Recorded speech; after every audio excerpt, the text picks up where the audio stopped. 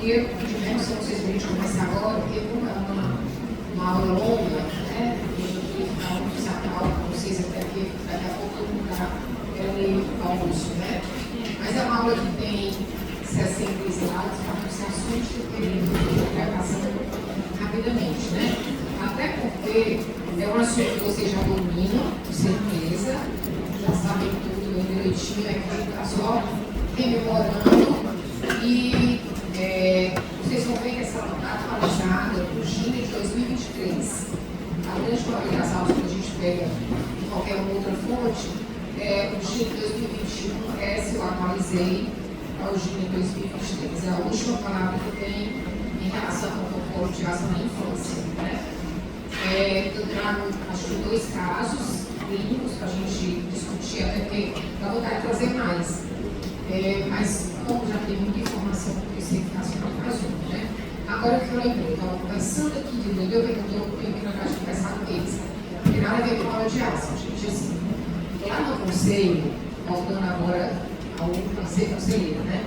No conselho, a gente está recebendo os alunos do 8º semestre, recebemos na semana passada, aliás, na quarta-feira agora, os alunos do 8º semestre da UFC e estamos agendados os alunos do 8º semestre da Unifon.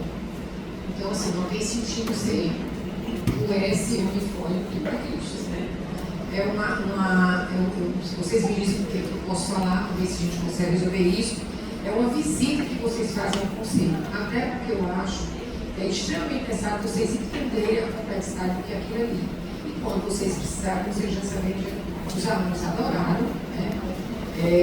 A gente faz, são 6 andares, mas um último andar é só de plenário, mas até o 4º andar tem setores que vocês vão conhecer todos. A nossa atividade de pontos, vocês vão aprender a ver como é que é feito o julgamento. Então, assim, é bem interessante e estreita o laço já de vocês com o conselho antes de vocês terem registro, né? Então, assim, essa visita a gente está fazendo às tardes. Essa semana que vem é a conselheira Arides, que foi diretora do AGAL durante muito tempo, professora universitária da faculdade, e ela hoje está praticamente dedicada ao conselho das atividades conselhais. E ela se sempre dela, ela quer fazer a visita com os alunos da Unifon. Se vocês tiverem interesse disso, me dizem, vocês me digam por que eu falo, a gente tem uma agendamento durante o semestre, né? Então, a média, né? Que vai ser dentro do horário do ISEC, é isso? Ao invés de Augusto, né? Mas aqui já fica registrado o convite da gente, não é, gente? Então, vamos lá. Asma do Banco na infância, né? São 3 coisinhas só que a gente vai ver se vai ser rápido. Vamos sair daqui sedimentados com conhecimento de como diagnostica e classifica o asma. Vamos saber como é que a gente deve conduzir um asma no nível ambulatorial, no nível de consultório, no nível de uma crise aguda, é feito isso com os contra-atendimentos, né? E no período de intercrise, que vê que casa do tratamento de manutenção. Tá? E vamos, por último, diagnosticar a asma do latente, que é uma das coisas bem difíceis de você diagnosticar. Você dá um diagnóstico de latente, ou seja, criança menor de 2 anos, é uma criança asmática. Não sempre. O fato daquela criança ter um bom condicionar durante 2 anos de vida é uma criança asmática. A gente vai ver quais são os critérios que permitem que a gente diagnostique a asma do latente. Tá? Então, a gente tem como caso clínico a seguinte coisa: a mãe do Marcos é um pré-escolar de 8 anos, levou ao pronto atendimento da manhã de hoje, queixando-se de que o mesmo apresentou cansaço, tosse persistente e dificuldade para dormir nessa última noite. Relatou que o mesmo já apresentou um quadro semelhante por mais de 2 vezes, quando foi prescrito dexametasona spray na dose de 600 microgramas de água. Ao exame físico, foi observado criança sem agitação, sem uso da musculatura acessória, com frequência respiratória de 30, com frequência cardíaca de 110 e com saturação de oxigênio de 92.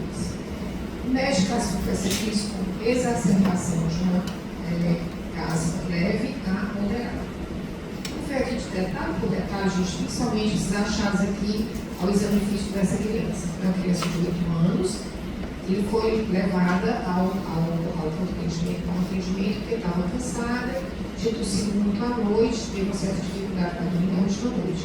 E que essa não era a primeira vez que ela tinha tido esses sintomas. Quando o pediatra foi examinar, ele viu que a criança não tinha agitação, não fazia uso da musculatura acessória. Na classificação da asma, o fato de não fazer uso da musculatura acessória é uma coisa boa ou ruim? Boa, né? Geralmente na asma grave, necessariamente tem o lançamento da musculatura acessória. Então aqui a gente já afasta, certamente essa não é grave, que a criança não era agitada e não fazia uso da musculatura acessória. Tinha uma frequência respiratória de 30. Vocês lembram qual é aquela faixa? Né? Uma época atrás, eu estava muito hora de pediatria ao longo do curso, aí foi diminuindo e resolveram fazer isso praticamente no oitavo semestre. Eu dava uma aula de pneumonia, de doença prevalente da infância. Vocês ainda tiveram essa aula? Doença prevalente de pneumonia. Que a gente dizia exatamente isso. Decorem qual a frequência respiratória normal de uma criança com suas faixas etárias até 4 anos de idade. Quanto menor a criança, maior é a frequência respiratória dela. Né? Então, a criança tem uma frequência respiratória em menos de 2 meses, ela tem uma frequência respiratória de até 60 incursão respiratória por minuto, sem que isso seja traduzido como uma apneia. Menor do que 60. De 2 meses até 1 ano, ela tem menor do que 50. E de 1 ano, a partir de 1 ano a 4 anos, é menor do que 40. Então, ele tinha o quê? 8 anos com a frequência de 30. Ele não tinha apneia naquele momento. Né? Então, é 60, 50, 40. Menor de 2 meses, 2 meses a 1 ano e de 1 ano a 4 meses. Tinha uma frequência cardíaca de 110 e uma saturação de oxigênio de 92. Não é que chamou a atenção de vocês. A saturação ou a frequência cardíaca? Saturação de 92. Isso aqui, por si só, já nos indica a necessidade de oxigenoterapia, nem que seja por um catéter por algum tempo nessa frequência. O médico classificou essa crise com exacerbação de asma leve a moderada. Porque ele tinha um mix aqui de coisas leves e de coisas moderada mesmo. Então, o colega veio dessa. Qual a alternativa que define a conduta correta a ser adotada naquele momento por aquele médico? O que ele tinha que fazer? Façam de conta, são vocês que estão com pronto atendimento, que você vai fazer comum demais. Qual a primeira coisa que vocês pensavam em fazer? Manter o corticoide inalatório na dose dobrada, porque eles já vinham tomando um corticoide inalatório e faria dobrar. Substituir o corticoide inalatório por anticolinérgico isolado. Utilizar broncodilatador de curta duração, que são o SABA, né? De 20 a 20 minutos se necessário, até 10 puffs. Fazer oxigênio, fazer um corticoide oral na dose de 1 a 2 mg por quilo de peso via oral. O outro item é utilizar o broncodilatador de mesma forma, de 20 a 20 minutos, se for necessário até 10 puffs, fazer oxigênio, corticoide oral e fazer o prometo de patrópio obrigatoriamente. Ou trocar o corticoide inalatório por um broncodilatador inalatório de ação prolongada isoladamente. Oi? AC? C. Né? Isso? Perfeito. Por que AC, gente? Porque o brometo de patrópio, você obrigatoriamente não faz. Né? Você só faz a associação do brometo de patrópio com o corticoide que você está usando. Se por acaso não houver uma resposta satisfatória quando você faz o SABA junto com o corticoide, ou quando é aquela asma refratária, mas obrigatoriamente você fica se criança não melhorou, você já coloca o polipatrópico de forma o esquema correto, gente, até onde, não sei, durante muito tempo já desse jeito, a criança chega, você faz um broncodilatador de ação curta, aquela aplicação, 20 minutos você ausculta a criança está ainda cansadinha, você repete. O resto a gente vai diminuindo a dose do broncodilatador de jeito nenhum, a dose mantém-se a mesma até a terceira vez. Durante o espaço de 1 hora você faz dessa forma. E já começa a fazer o oxigênio, que chama oxigenação de 92, e faz o corticoide oral. Tem momentos que você precisa até repetir mais outra vez esse broncodilatador. Mas a gente procura não fazer isso. Quando a criança não melhora, você interna a criança, hidrata aquela criança e passa a fazer a medicação toda via endovenosa, né? Qual é a premissa da asma? O que é a premissa? Que você tem que ter isso aí em qualquer asma de qualquer maneira, em qualquer idade. É uma doença inflamatória. Por que a gente insiste muito isso? Não é porque eu estudei pediatria, eu era residente de pediatria muito bem. A gente só pensava que a asma era uma doença broncoconstritiva. A gente achava que toda solução era fazer um broncodilatador. Hoje se sabe que era uma doença inflamatória, por isso, se você não tirar a inflamação, o broncodilatador não vai resolver. Daí porque a nossa maior arma que tem são os corticoides inalatórios, né? Ou e oral quando necessário. Então, a doença inflamatória, ela é crônica, ela é progressiva, degenerativa, não tem cura definitiva e você deve buscar o controle inflamatório. Se não tiver esse controle inflamatório, por isso o tratamento de manutenção é corticoide que você faz. Então, você tem que utilizar medidas farmacológicas e não farmacológicas. Não adianta você entupir a criança de corticoide, de broncodilatador, de ação curta, de ação prolongada, fazer aqueles medicamentos que são biológicos, não adianta de nada se a gente não tiver uma profilaxia ambiental. Né? O mais importante de tudo é pensar exatamente qual o ambiente daquela criança mora, o que é que pode estar ocasionando, principalmente quando a asma é de cunho alérgico. Né? Então é necessário se fazer uma abordagem personalizada, um tratamento farmacológico, a educação do paciente, plano de ação por escrito. É bem complicado quando a gente prescreve se não tiver adesão dos pais. Então, como conceito, para sedimentar mais a questão do processo inflamatório, ela é uma doença heterogênica, que é o quê? Caracterizada pela inflamação das vias aéreas, sintomas respiratórios, quais são os mais comuns? Sibilância, dificuldade de respirar, sensação de opressão torácica, tosse, e que varia no decorrer do tempo, principalmente associado à limitação variável do fluxo aéreo respiratório. Então, as características mais importantes da asma, obstrução ao fluxo respiratório, aprisionamento de ar, hiperinsuflação e reversibilidade. Né? Então, é isso que a gente tem que entender. Que não é somente a carga genética, é a carga genética e a exposição ambiental, essa doença aí que faz a confusão da criança com asma. E olha bem, gente, como é de suma importância você estar aqui conversando aqui sobre asma. Porque é uma doença respiratória crônica mais comum que existe no mundo todo. Eu me estarreci ontem, quando eu fui fazer a atualização do DataSUS de 2023. A última hora que eu tinha dado sido da DataSUS de 2021. E fiquei impressionado. Isso aqui é adultos e crianças, não é só criança não, né? Então, em 2022, foram 83.155 internações por asma, com 524 óbitos no ano inteiro. Em fevereiro de 2023, um único mês, foram 7.200 pessoas que foram internadas por asma e 20 óbitos no país por esse mesmo período, no mês de fevereiro. Se a gente pega esse aqui, multiplicar, raramente, né, 20 vezes 12, eu teria 720 pessoas que morreram por asma e a gente vai já saber por quê. É porque, normalmente, quem mais responde por isso são os adolescentes. Há um trabalho mostrando que 1 em cada 5 adolescentes teve ou tem asma. Eu não coloquei, porque eu não acreditei na fonte. Eu fui no trabalho, um trabalho muito pequeno, muito pequeno, eu achei que era muito relevante para poder estar colocando isso como sendo dogma de fé, né? Então, entre os adolescentes, 88% são classificados com asma não controlada ou parcialmente controlada.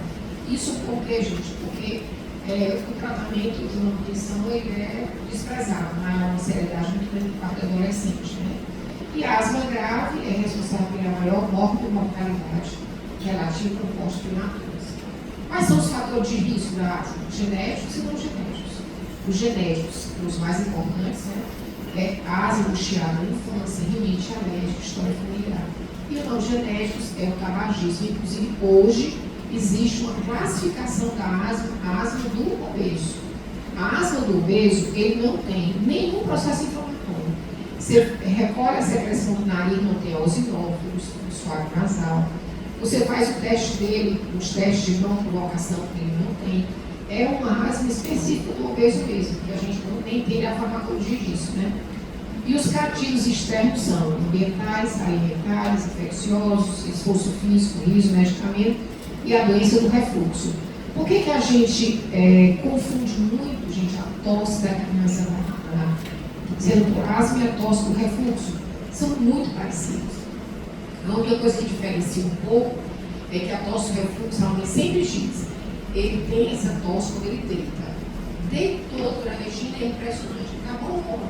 Na hora que ele deita, você começa a pensar, como é que a a história dele antes dele dormir. Não, ele tomou banho, ele chama. Aí ele tomou banho dele, acho que chama dele e vai deitar. Mas ele só sabe que ele toma madeira de leite. Ele toma aquela madeira de leite amanhã. Não adianta, se a gente tirar ele, desperta e vai dormir bem tarde e amanhã dormir. Né? Ela nem pisa no chão, ela está no chão, né? Para poder pisar para ter um quadradinho, uma madeira, a criança deitada. Geralmente, com a elevação da cabeceira de no máximo 20, 30 graus. A criança toma e começa a tossir. Aí ela acha que é asma porque a amiga dela disse que ela tossia muito de asmática. Então, o diagnóstico diferencial com a doença do refluxo é mais no sentido de ser aquela tosse que tem os horários bem, né, característicos daquela tosse. E realmente, desse jeito, tipo assim, a confusão de nada. Primeiro que ela quer dormir, né? Sabe essa história, né? A mãe quer dormir, o pai quer dormir, o filho não vai dormir, porque ele vai tomar o leite, né? Aí a gente tem que fazer brincadeira, senão vai ser antecipa o jantar dele. Porque você está 6h30 da noite, você já é 6 horas, para poder ficar mais um tempinho acordado. Até o leitinho dele ele sentado, fica conversando com ele, conta historinha, pega o livro até as primeiras 40 minutos para a criança deitar, né? Até o dia é fácil, sim, tá? A parte mais difícil. Então, qual é a principal característica fisiopatogênica que a gente da asma? Se cair no problema, a prova fiz bem, está tranquila essas coisas para você. É tudo assim, você está aqui, a criança chega aí e se asma ali, o que é que você faz? Tá?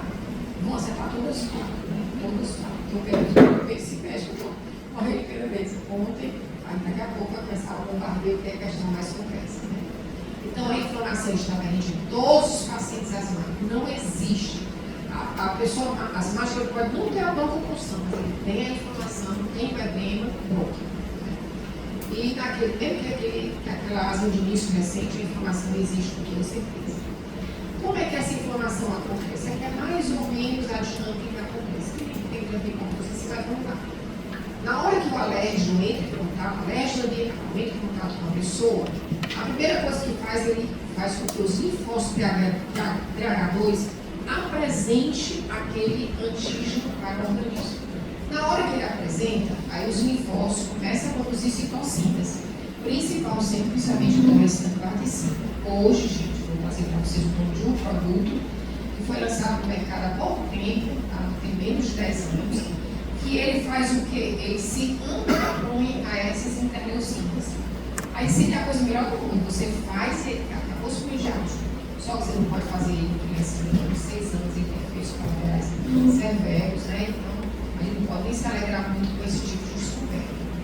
Mas se sabe que a dinâmica é essa, alérgico, atiça o linfócito TH, eles produzem citocinas e produzem o processo inflamatório, que é a coisa mais importante dentro do processo de asma, né? E a interleucina 4, qual o papel dele mais importante na produção de anticorpo IgE. Quando a gente faz os testes na criança, teste sanguíneo, solução do IgE específica, por conta da interleucina que nos ajuda muito, que é uma produção muito grande dela, né? Tá tranquilo, gente? Não? Vocês sabem tudo, daqui a pouco vocês vão começar a me fazer alguma crítica. Então, aqui é exatamente isso. Tem aqui em cima que é um alérgeno, né? Que ele vai, atiça as células de TH2, produz IgE, aí tem um excesso de produção de muito grande, que tem toda a asma.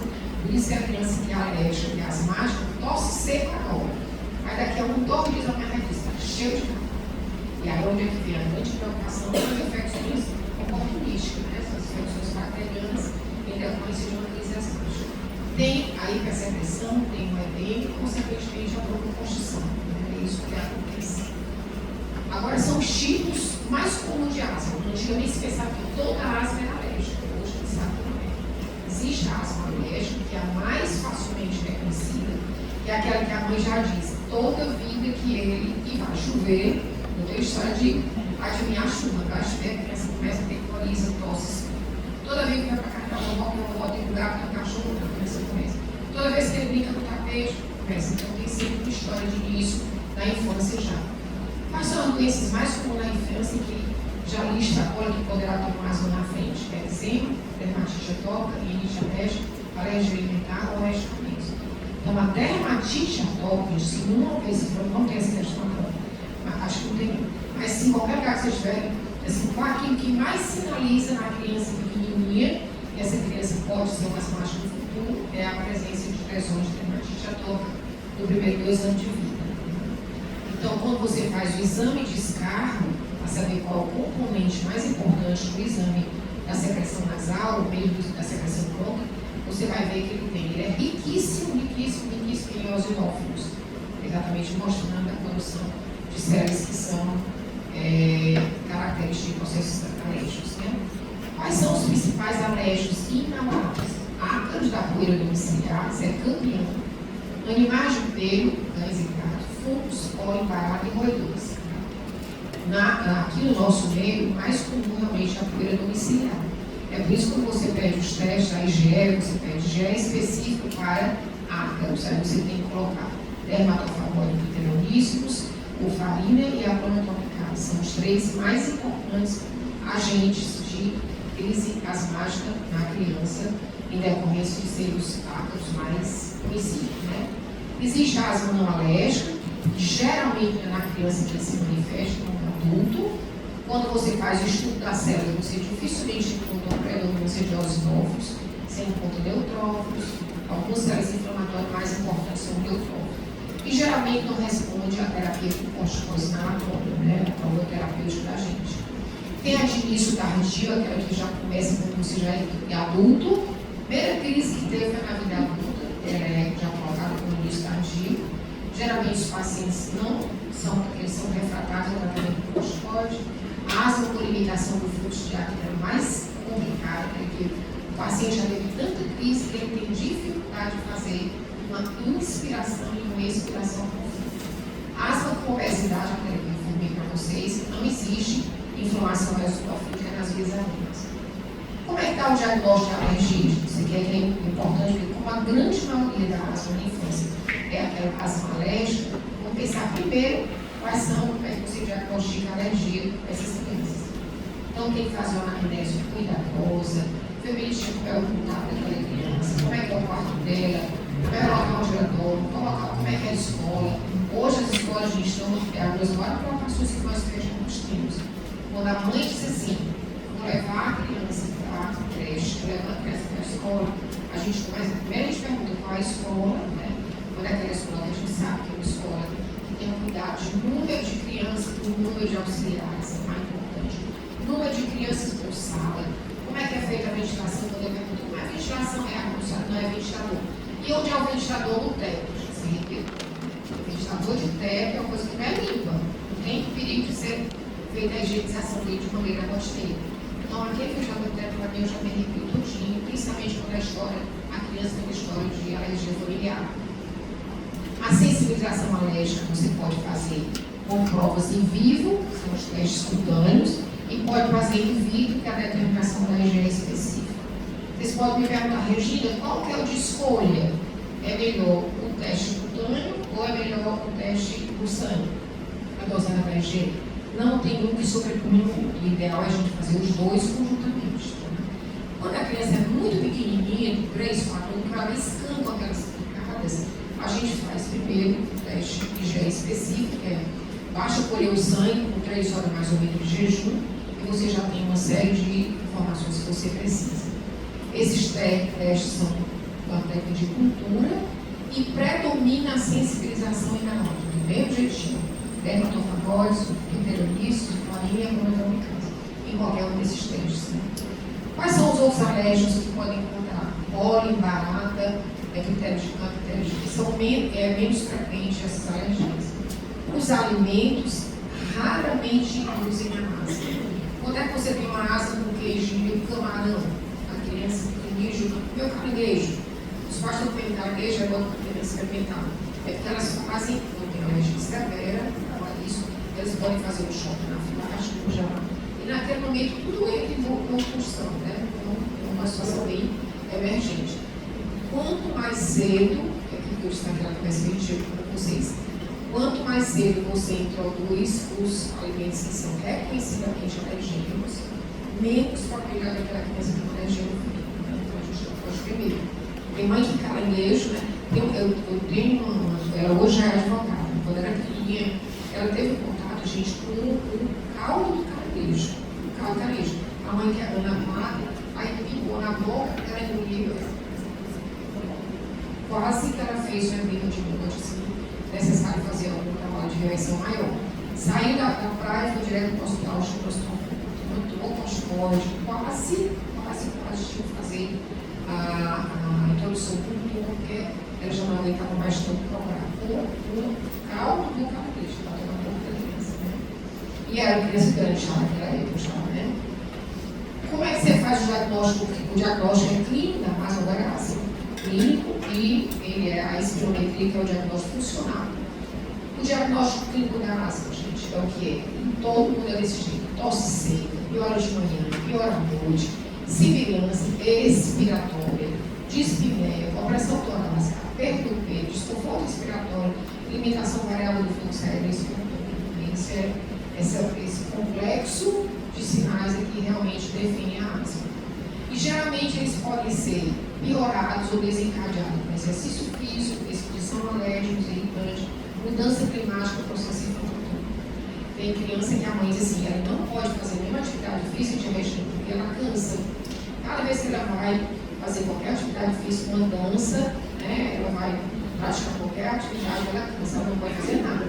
Tem uma testada para ela fazer nada na escola de ser, que é a menor possibilidade de isso no passado podia acontecer, mas hoje você tem tratamento profilático preventivo que não impede a criança fazer, basta a mãe fazer antes da exposição à atividade física, né? Então, você sabe tudo, eu estou na cabeça que sabe tudo. O diagnóstico mostrou crianças com asma apresentam frequentemente exame físico normal no período entre as crises.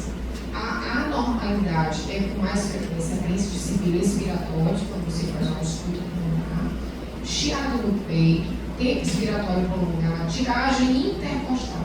Qual a diferença, gente, assim, a grosso modo, da asma com a pneumonia em relação àquilo que você salta os seus olhos, a dificuldade respiratória?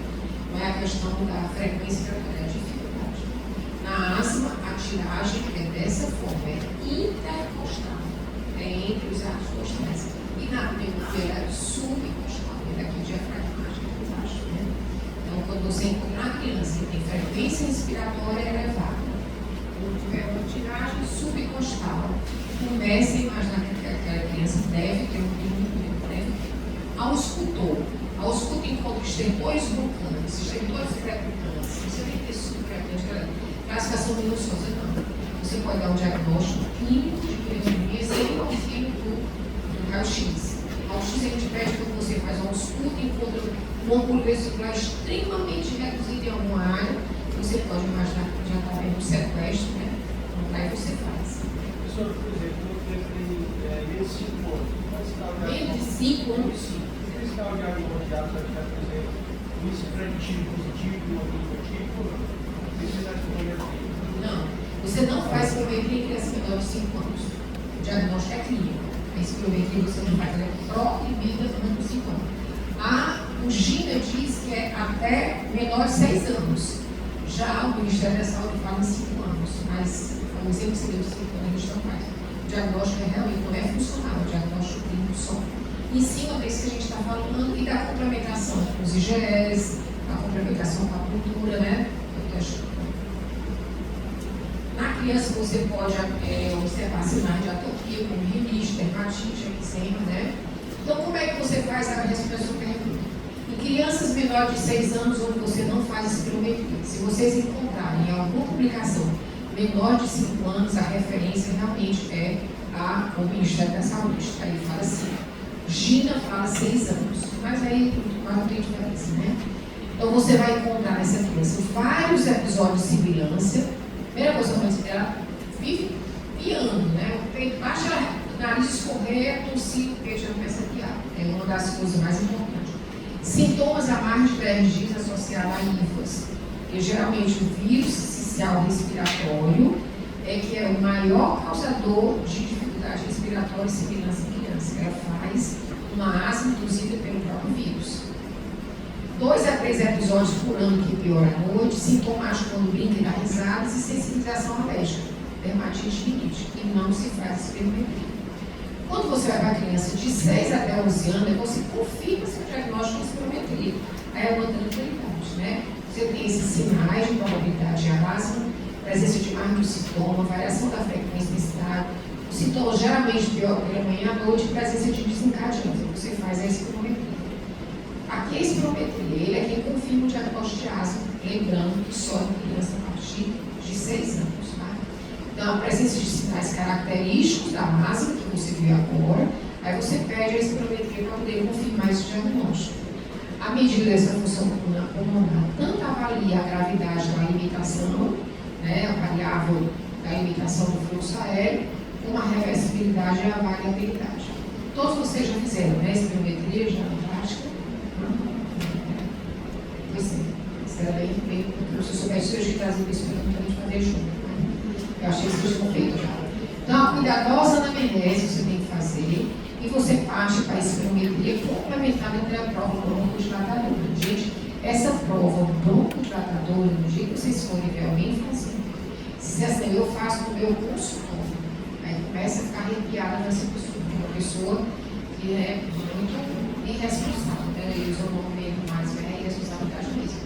Porque na hora que você faz uma prova, usa medicações que podem levar a broncodilatação, broncoconstrição, você tem que ter aparato naquele momento para achar de uma crise bem severa. Tem que ter um mínimo oxigênio naquele local, você tem que ter vianequímico, equímico, soro, tem que ter agulha, tem que ter adrenalina, tem que ter corticóide injetável, porque você pode induzir uma pior daquele quadro quando você faz a prova broncodilatadora ou a broncoconstritora. Se esse resultado desse exame suportar a hipótese, você começa a tratar. Né?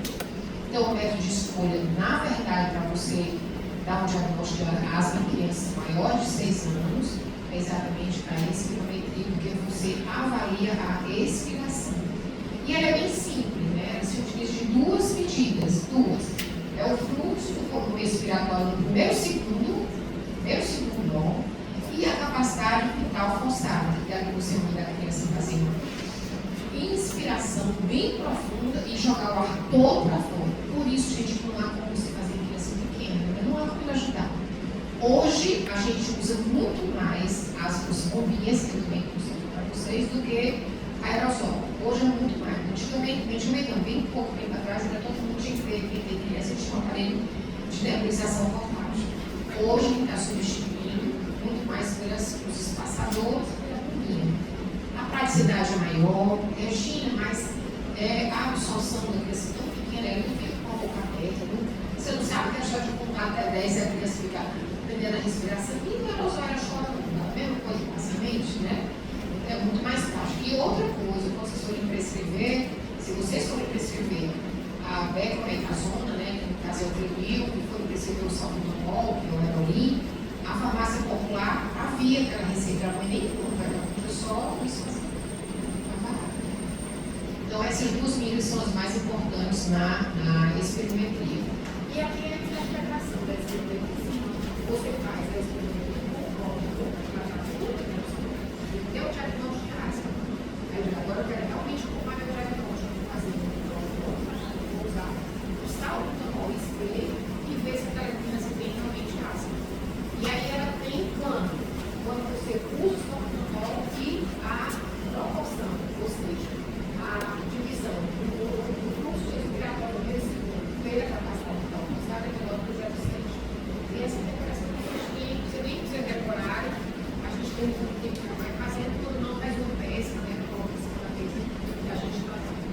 Pesca existe, gente. Até hoje eu faço pesca. Não dá para ler.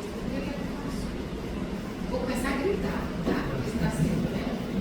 Gente, essas pescas, o médico em secamento, não só de muito tempo e não tem uma pesca assim, hoje a nossa pesca é legal demais, porque é no celular, né? Você bota assim, já no computador, né? Na sua frente assim, vai conversando e ali pescando uma dosagem de medicação que você prescreve no corpo. Estou ouvindo a verdade. Que você prescreve no corpo. Olha, é uma das maiores peças que a gente sempre já fez, eu acho que é muito fácil, talvez, é quando ao uso do Tamiflu nas crianças que dormiam com o diagnóstico de doença rara. Porque quando todo mundo se arrepiava de fazer, e hoje a gente está fazendo, tem otorrino de fazer, sabe como?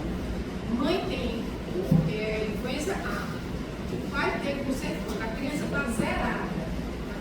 sinal, leva para a consulta, o pai ou a mãe, aí sai da compressão para a criança. Já as 3 mães ligaram, como é? Não tem nada, não está ótimo. Mas eu testei positivo, eu fui o doutor Vini, ele passou logo, também fui para dar o bebê. Se você fazer uma medicação profilática, uma medicação que induz alguns efeitos colaterais, né? E é desnecessária para ela terapêutica e não preventiva. O pico de fluxo respiratório é o menos predito que é o fluxo respiratório. O fluxo respiratório ele avalia o fluxo respiratório como coisa, não. E joguei a filha. Sabia que tinha sabia. Então, gente, a gente tem que saber interpretar a espirometria. Classificação da asma. Você classifica a asma de 3 modelos. Aquela asma não controlada, parcialmente controlada e a controlada. Como é que a gente faz esse teste para saber se a criança tem uma asma parcialmente controlada ou ela está controlada, tranquila, ou quando ela não está controlada de jeito nenhum. Isso é uma informação que existe nesse teste, que é o teste de controle de asma. Né? Esse daqui, eu trouxe somente as 4 perguntas que a gente faz para a criança menor a partir de 4 anos de idade. Criança menorzinha de 4 anos não vai receber isso. Né? Então, são essas 4 perguntas que a gente faz para a própria criança, a mãe do lado. Você torce por causa da sua asma, a época eu vivo no sim. Criança menor de 4 anos já tem isso. Sim, a maior parte do tempo, algumas vezes, não consigo. Como está a sua asma hoje? Muito bem. Então, quando você vai tendo uma preocupação bem grande, significa dizer que quando você tem de 5 a 15, quanto menor a preocupação, pior é seu preocupado da criança. Enquanto você tem uma preocupação acima de 20, são 5 opções, são 4 perguntas. Então, você tem mais para controlar, utilizar esse teste de controle de asma. Você já viu? Porque já está bem fácil de você ter acesso. Quando você faz a classificação agora, se a asma é leve, se é moderada, se é grave, você já pode dar aula, não sei se está em pouco lugar, tudo que era no time que estava lá, no Ministério da Saúde, já apareceu para você mexer. E ele trabalha e trabalha toda frente, tá? Então, gente, muito obrigada, tá? Então, vocês têm o quê? Para você classificar uma asma em criança menor de 6 anos, você tem esses mesmos parâmetros aqui para crianças de 6 a 11 anos. Nível de consciência, cenose, frequência respiratória, cardíaca, saturação, capacidade de falar e ausculto. Na crise leve a moderada, tudo praticamente normal. Ausência, não tem nível de consciência normal, não tem cianose, a frequência respiratória é menor do que 40, a frequência cardíaca é menor do que 100, a saturação acima de 95, fala frases ainda e tem somente os civis. Quando você é com crise grave, você é a criança já está agitada, quando a cianose é moderada, tem acima de 40, né, seria o que é acima de 40 já é uma taquipneia, frequência cardíaca também é bem alta, a saturação de oxigênio menor que 92, não fala palavras, frases, só fala palavras soltas e o tórax pode estar até silencioso. Quando você vai para a criança de 6 a 11 anos, são os mesmos parâmetros, só que a criança agora já não é mais aquela coisa levinha, ela vai piorando. É a criança que está agitada na crise grave e bastante sonolenta quando a criança está muito grave. Ela praticamente tem responde mais aquilo que você pergunta. Na leve a moderada, você não faz uso da musculatura acessória, que é quem mostra a criança, né? E já na grave você faz uso de musculatura acessória. E assim por diante, os mesmos parâmetros que a gente viu anteriormente. Tá? O diagnóstico diferencial, os principais diagnósticos diferenciais são esses. O primeiro é o refluxo, que eu falei para vocês, que é muito, muito complicado a gente saber a diferença da asma para ele. O resto tem como é que você imagina que é asma ou é refluxo. Quando a tosse é só quando coincide que a criança come e deita, é tranquilo. Quando a mãe diz que ele tosse todo dia de manhã, mas nem comeu nada, e sempre à noite quando come, você já fica imaginando que pode ser uma asma. Quando tem uma história familiar de atopia, você já começa a pensar que é muito mais fácil ter asma. E quando você faz a prova terapêutica, utiliza-se de aerosol, com beclomethasona e responde. Quando ela é asma, responde. Quando é a doença do refluxo, coloca a resposta não. Aspiração de corpo estranho, traqueomalácia, tuberculose, displasia, imunodeficiência, cardiopatia e fibrose cística. Mas esses dois primeiros são os diagnósticos diferenciais mais frequentes. Quais são os riscos de uma criança morrer de asma, gente? Durante o período da emergência ou hospitalização, quando ocorre uma baixa adesão ao tratamento, quando usa mais de um frasco de medicação de resgate por mês, internação em UTI, uso frequente de corticoide oral, alergia alimentar, presença de comorbidades. Agora vamos partir para o tratamento, né? Que hora terminar a aula de meio-dia? Tratamento da asma. Existe o tratamento não farmacológico e o tratamento farmacológico, né? O não farmacológico é aquele que dá mais trabalho. A mãe tem que fazer uma profilaxia ambiental mesmo. Ela tem que se livrar de coelho, mofo, perfume, produto de limpeza, fumaça, pé de animal, cuidados com tapeçaria, né? Então a casa tem que ser, tira tudo, tira tapete, tira cortina, coloca a cortina só blackout, que passa um pano molhado. Cachorro, coitado, geralmente aqueles que primeiro dançam, né? Mas como eu sou apaixonada por cachorro, eu de mãe, vamos fazer primeiro, né, o teste do IgE específico para pelo de animal. Se ele for positivo, você tem que saber o seu cãozinho. Quando ele vê que não é alérgico, com muita felicidade, porque se ele tirar uma criança do animal que ela gosta, né, já é asmático, né, cuidado de não ter cachorro, é uma morte mesmo. E o tratamento farmacológico, que é a asma em crise e a asma estável. Eu vou entrar na melhor parte da aula agora, que é como tratar, né? Então, na asma em crise, você faz aquilo que a gente chama de tratamento de resgate, que é o quê? É o uso de beta-agonista de curta duração, que o mais comum é o salbutamol, que existe graça, né, no SUS, ou o MART. O que é o MART? Terapia MART. É o beta-agonista de longa duração, mais um corticoide dose. Mas a gente só pode usar o MART, gente, em criança acima de 6 anos. Vocês encontraram que elas estão uma pegadinha, né? Expõe que a criança tem uma crise de asma, ela tem 4 anos de idade, e qual o tratamento mais importante para ela para poder tirar essa crise rápida? E tiver essa terapia do corticoide associado com uma beta-agonista de longa duração, essa questão não está certa, porque a criança tem menos de 6 anos de idade. Tá? E a asma estável, aquela do consultório, você trata realmente com um corticoide inalatório contínuo, né? Então, veja bem como é que é hoje a nossa grande arma, essa economia, né? Antigamente era só aerosol, hoje é isso.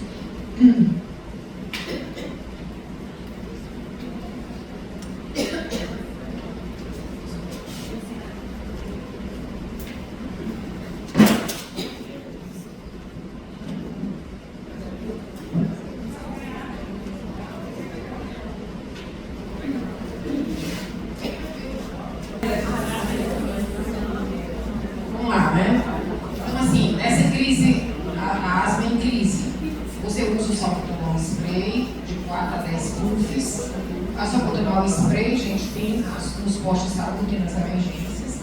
Você usa de 20 em 20 minutos por 3 vezes com o espaçador e faz a prednisolona oral, né, que é 1 miligrama para cada quilo de peso.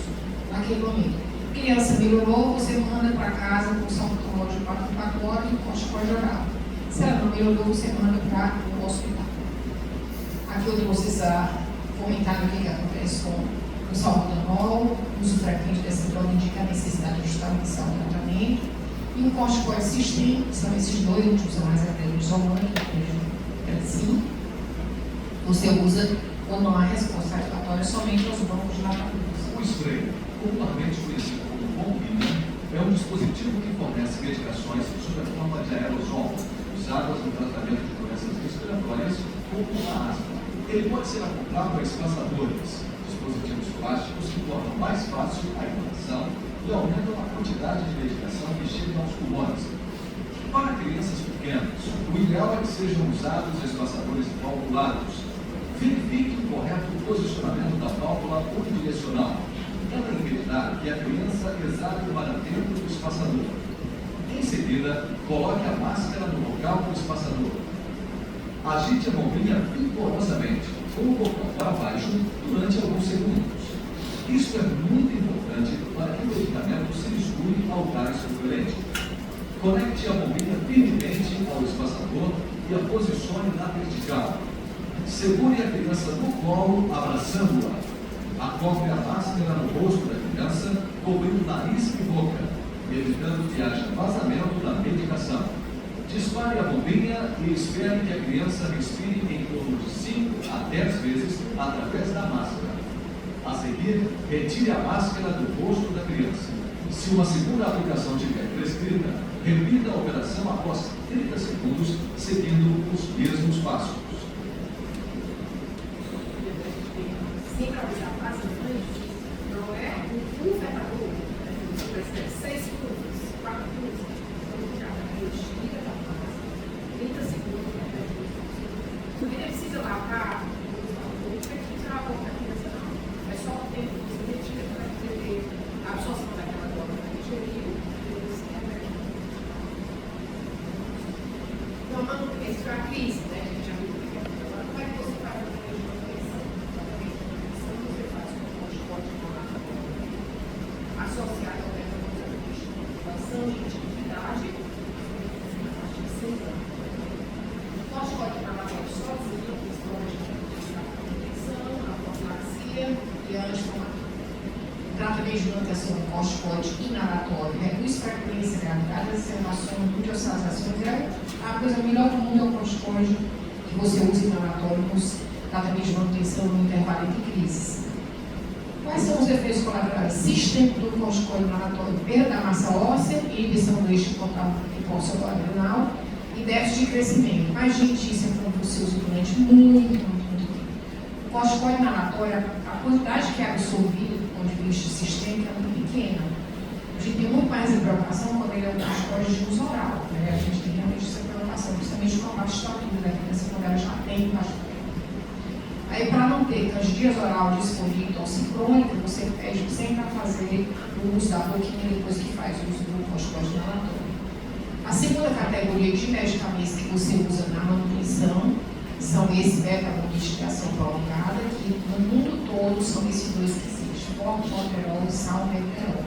Para facilitar, eu fiz um podcast aqui, não, gente, eu trouxe para vocês aqui, produto comercial do salmeterol associado com o corticoide, que é o Seretide, e produto comercial associação do formoterol, que é o beta-2 agonista, com o corticoide, que é o Alenia. São esses dois produtos que existem no mercado, todos vocês perceberam que não existe concorrente, né? Então, para facilitar a vida de vocês. O que é que eles têm? Eles têm a associação do corticoide com o beta-2 agonista de longa ação. Também só podem ser prescritos em crianças acima de 6 anos de idade. Né? A monoterapia só com água, somente com formoterol e salmeterol, a gente não deve fazer. Ou você usa ele associado, ou você não deve usar sozinho. Eu trouxe essa portaria de 2021 do Ministério da Saúde, a última portaria que tem regulamentando o tratamento de asma no Brasil inteiro. Então, eles contemplam o uso de corticoide inalados isolados, o uso de corticoide inalado com beta-2 agonista de modulação e os medicamentos biológicos. Esse medicamento biológico que tem agora já qual é que a gente mais usa, né? Embora seja pouco usado. Então, é muito importante a associação da budesonida, que é o corticoide com formoterol, para crianças maiores de 6 anos, com asma grave, moderada e não controlada. Tá? Não é toda criança que tem uma asma grave ou moderada que possui associação. Além dela ter acima de 6 anos, é aquela que não responde a refratária ao esquema só do corticoide da água. Então, desde 2019, o GINA já diz essa associação importante e em 2021 o Ministério da Saúde reconheceu e coloca de graça, né, nas unidades de saúde. Tem outra categoria, são os leucotrienos sistêmicos. Quem já ouviu falar de Montelocard, Stafilocard, toda criança hoje em dia conhece. Ela chega para a gente, ela está tomando o região médico, recebeu durante 90 dias para usar o Piemonte, o Montelé, né, o Cinculé, são esses. Na realidade, essa droga, Montelocard, Stafilocard, que é o leucotrieno, ele é útil demais como medicação substitutiva dos LABA. Já que você não pode usar o LABA sozinho, ele pode ser uma substituição ao LABA associado com o LABA e corticoide inalatório. Então, os efeitos adversos graves dessa medicação é muito raro. A quarto tipo de medicação de manutenção são a imunoterapia, que são as vacinas, né? Geralmente deve ser feita por clínicas de alergia, não deve ser feita por qualquer pessoa. Deve ser feita numa clínica com toda a condição de tirar a criança de uma crise grave, ela ocorra por conta da exposição ao alérgeno, né? Então, ela deve ser feita, né, todas essas condições. E quando você tem, gente, um teste alérgico, que são múltiplos agentes alérgicos, não adianta você indicar a imunoterapia. A imunoterapia geralmente é quando é alérgica a uma ou duas coisas, principalmente quando é a imunoterapia oral, sublingual, aquelas gotinhas que se colocam. Se for muitos alérgicos, não adianta você fazer de jeito nenhum. Aí eu trouxe bem grande esse medicamento biológico, que hoje no mundo todo existe, é o omalizumab. E a questão para o uso dele, gente. Qual é a indicação dele na Anvisa? Tem muitos colegas da gente já prescrevendo de maneira assim, sem saber da responsabilidade. Indicação aprovada pela Anvisa é da imunoterapia inespecífica anti-IgE, porque ele vai agir na interleucina 4, vai bloquear a formação da interleucina 4. É indicado para adultos e crianças acima de 6 anos de idade com asma alérgica persistente, moderada a grave. Os sintomas são inadequadamente controlados por corticoide, ou seja, são casos muito específicos. Crianças acima de 6 anos, adultos com a asma moderada grave, que não responde ao esquema normal de corticoide ou de corticoide associado com os broncodilatadores de ação longa, né? Então, o uso de omalizumab está restrito a pacientes com pelo menos 6 anos de idade, com peso entre 20 e 150 quilos, uma IgE total de 30.500 e com asma alérgica grave não controlada. Então, o que ele tem de indicação é muito pequeno, é uma medicação extremamente cara, né? Ele pode fazer assim, o uso dele. Tratamento da exacerbação, a gente viu a crise, viu a manutenção, e agora aquela criança que está usando a manutenção, está fazendo um corticoide bonitinho e tem uma crise no meio dessa história. Então, o que é que você tem que fazer? O tratamento de alívio ao resgate, a mesma coisa que você faz na crise, né? Utilizando o beta-2 agonista de comutação, que são os SABAs, né? Mas eles não possuem atividade inflamatória. Por ele não possuir atividade inflamatória, você tem que associar com o corticoide, né? Então, o SABA de resgate associado com o corticoide inalatório. Existem os medicamentos controladores, são os corticoides, principalmente o corticoide inalatório no oral. O corticoide inalatório, gente, é a beclomethasona, que é o Clenil, quem de vocês não ouviu falar já do Clenil, né? E a budesonida, que é o Buzonide. Então, quando você associa o corticoide inalatório ao LABA, você tem um efeito sinérgico. Só que você tem que lembrar que só pode fazer em criança acima de 6 anos. Os corticoides orais, eles são indicados no tratamento das exacerbações de asma. Vocês vão ver aqui a nossa primeira questão, que associar o corticoide oral, tem que associar mesmo, né? O corticoide inalatório versus sistêmico, a dose do inalatório é 200 a 800 microgramas por dia. Quando você prescrever o Clenil HFA, ele receber a farmácia popular, você tem que colocar quantos microgramas ele tem. Tem a apresentação de 50, de 200, 250 e 500. O que significa dizer isso? Cada puff daquele sai aquela concentração de 50, de 100, de 250, né? Então, na dúvida, prescrevo de 50 microgramas, porque você não é. Então, você usa 1 ou 2 puffs, ou seja, você usa 100 no mínimo, né? Eu tenho 50, de 12 em 12 horas. E faz um uso sistêmico do corticoide naquela dose de 1 a 2 miligramas por cada quilo de peso. Os anticolinérgicos inalados é aquela questão que tem, a primeira questão que é o proveito de próprio, que dizia na questão D, na opção D, que era obrigatoriamente, lembra que a gente usava o lipadol não era, que não era, porque ele é indicado ao tratamento das exacerbações graves da asma, que no nosso caso não era grave, associado ao beta-2 agonista de curta duração, ao SABA, ou em sua substituição. Tem pessoas que usam, gente, o salbutamol, tem taquicardia, tem sudorese, tem leishmaniose. Então, o anticolinérgico inalado, que no caso é o bromide patrópico, Ele é excelente quando você usa como substituição ao SABA, né, ao bloqueador de ação pública. E o nome comercial dele é Atrovente. Essa aqui é aquela classificação que a gente já viu, leva moderada, grave, muito grave, né? Eu chamei a atenção, porque na leva moderada a criança fala frase completa, quando você chega na grave, ela faz só palavra solta, né? A ausência do muro vesicular bem diminuído, como já é silencioso, já é máximo grave. Aqui é o tratamento da exacerbação da crise em criança que já está em uso de corticoide primário.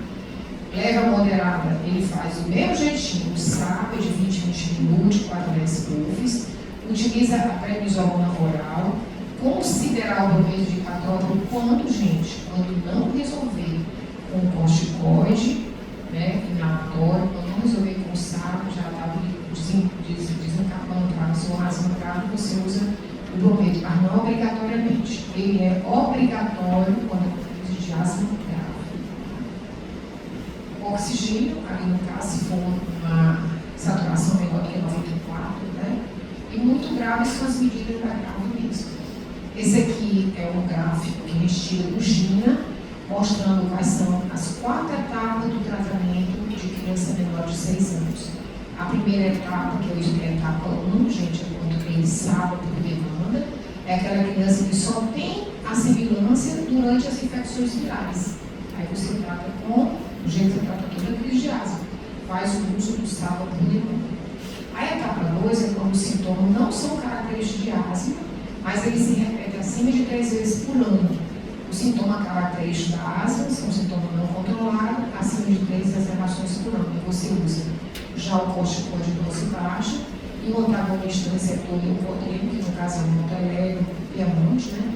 Ou faz o corticoide intermitente. Então, essas são as etapas bem direitinho, quando você vai encontrando. Quando você já tem um diagnóstico de asma e ausência de controle em uma dose baixa de corticoide, ignoratório, aí você dobra a dose do corticoide, associa a dose baixa de corticoide ao antagonista de leucotrieno com outra opção e já encaminha para o especialista. Não fica compejada essa criança mais.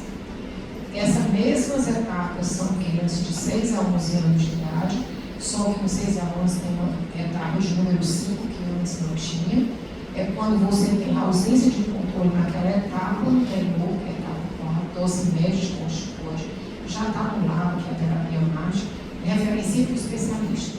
Mesmo assim, a criança não tem melhor, aí vai ter que fazer a fenotipagem, dose alta de corticoide, já não está mais com a gente, né? Já está com o especialista. A classificação da asma leve, moderada, grave. A leve você usa a etapa 1 e 2, a moderada você usa a etapa 3 e a asma grave você usa a etapa 4 e 5. Elas se definem como o que, gente? Pelo pool de medicamentos. A 1 e 2, aquela fica bem controlada só com corticoide inalatório, com formoterol de demanda, com dispositivo único, ou associado com corticoide, né? Ou então com corticoide oral em baixa dose de manutenção. Essa é a classificação de controle do GINA, criança menor de 6 anos, como é que você diz, ela tem esse exame de avaliação. Se a controlada é que a criança não aumenta nenhuma dessas coisas mais. Sintomas de urna não apresenta, alguns medicamentos não apresenta, uso de medicação de resgate mais de 1 vez por semana, ela usou faz um mês, usou mais. Limitação da atividade não tem problema nenhum. Então, quando você não encontra nenhuma pontuação, é 0, você diz que aquela criança está com asma incontrolável. Se é de 6 a 11 anos, para você dizer isso, é preciso que ele não tenha sintoma de nenhum, mais do que 2 vezes por semana, não apresente nenhum despertar noturno, faz uso de medicação de resgate mais do que 2 vezes por semana, e limitação de atividade já existe. Então, essa aí você põe em conta 1 ou 2 vírus presentes, parcialmente controlado, não controlado, 3 a 4 vírus. Agora, por último, a gente vê a segurança do lactente, né? Para criança menor de 2 anos, como é que você dá o diagnóstico de asma? É bem diferente do diagnóstico de criança maior. A sibilância recorre dos primeiros 2 anos de vida, a maioria não vai ser mais presente acima de 6 anos, a criança teve quando era pequenininha e nunca mais teve. Isso geralmente é o que deixa a gente focado se a asma não é.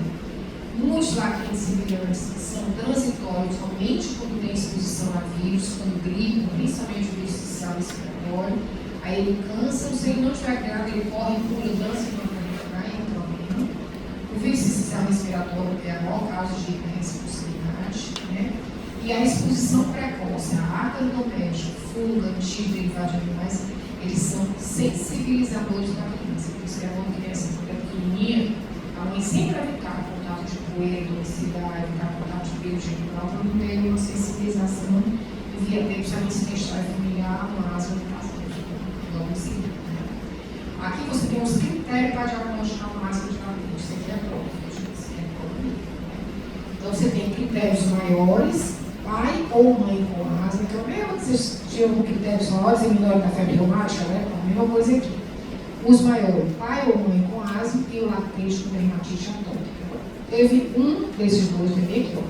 Um critério maior ou dois menores, você já dá o diagnóstico de asma. Quais são os menores? Diagnóstico médico de rinite alérgica. Não é a mãe que diz que tem alergia, não, né? Sibilância não associada a resfriado. Eosinofilia maior ou igual a 4% no hemograma e sensibilização alérgica a leite ao ovo.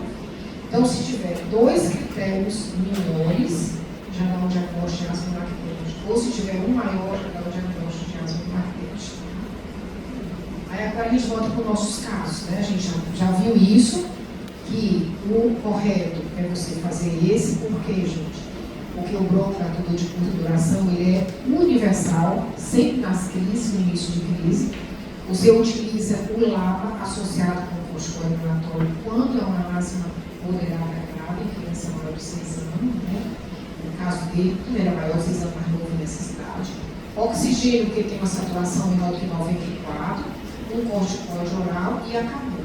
E o bromedo de pratrol, que a gente vê que só utiliza quando não responder ao corticoide inalatório associado com o LABA ou com o SABA, e a asma foi uma asma mais grave, né?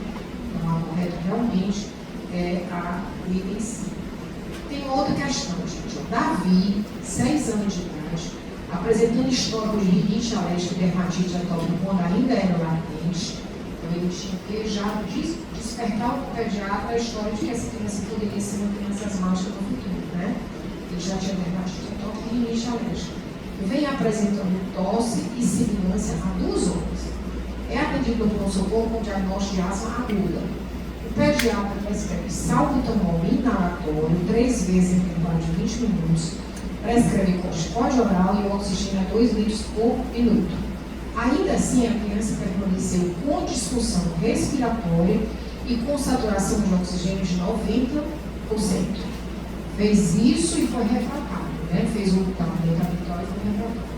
O que é que vocês acham que esse pediatra devia fazer agora? Fazer o aumento de pratropo, o sulfato de magnésio, a ketamina, a adrenalina ou a melfenina? O aumento de pratropo, né? Aquela criança é típico mesmo. Não é uma droga de início, é uma droga que você associa ou substitui, caso existam algumas reações àquela droga que você usa no SABA, né, que você usa ela, mas sempre que não responder, for refratário, você tem que usar o bromedo de pratropo, né? Aqui são as referências, o GIR 2023, o relatório global 2019 e assim por diante. E aqui, gente, de novo, eu deixo o meu telefone para vocês, como é o último contato que a gente vai ter, né? Para vocês, a gente vai se ver agora só nas emergências da vida, quando vocês forem me atender. Conselho, eu digo conselho, mesmo que não seja meu dia, eu vou dar para vocês com certeza. Mas assim, se não for vocês estar nas emergências, os oficiais vocês me atendendo como paciente. E ai de vocês me atendendo direto. Então assim, o que é que eu desejo para vocês, gente? Assim, um internato perfeito, usufruam até onde vocês não possam mais. Se admite os conhecimentos de vocês. A Unicristos tem uma fama maravilhosa no lugar que ela passa. Nós tivemos a oportunidade de implantar, né? Eu tenho um cargo de gestão na Unimed, a gente teve assim, o prazer de implantar a residência no Hospital Regional de Verde. E aí eu participo muitos ex-alunos daqui, residência de pediatria, residência de clínica médica, residência perfeita. Vocês têm contato com paciente que tem um nível socioeconômico bom, perde o meio do paciente nessa situação. Passam feira eu fui no hospital público também, porque a gente tem um convênio com as escolas de saúde pública. Depois eu achei porque nós implantamos um internato, hoje vários internos daqui da Cristo passam no hospital regional médico, no hospital do Rio Sul. A Beodeto foi senadora semana passada, durante uns 2 anos. O diarreia, quando volta, meu filho ligou para mim, estava no consórcio de como no hospital da Unesco, no hospital regional, né? HUS que a gente chama. Aí era assim, quando chegou assim, vou dar uma carteirada. Eu falei, gente, eu estava dando uma carteira se a mamãe vem para estilo aqui mesmo, né? Aí ela disse, olha, mamãe, eu entrei numa sala, tinha 3 médicos logo, 3. Aí eu, 3, né? Eu falei, alguém não era médico, essa história, eu disse, como é que fez? Falei, quando a médica olhou para minha cara e disse assim, a sua mãe, ela era da primeira turma que eu falei, a sua mãe foi minha professora. Aí os autores disseram que ela que nós professores, nós somos do internato. Então os 3 na primeira meu preciso, eu achei que foi maravilhoso, ligaram para mim, dizendo como é que era, né? Eu acho que o que é bom da vida aqui, gente, que eu trabalharia de graça aqui, eu juro que eu trabalharia. Primeiro para ter contato com vocês, segundo para poder me instigar a estudar, né, mais ainda. E terceiro, para a gente fazer amigos, que eu acho que é mais importante. Né? Daqui para frente, vocês vão ser colegas de profissão e nós seremos grandes amigos, se Deus quiser. Então, que Deus abençoe a todos vocês.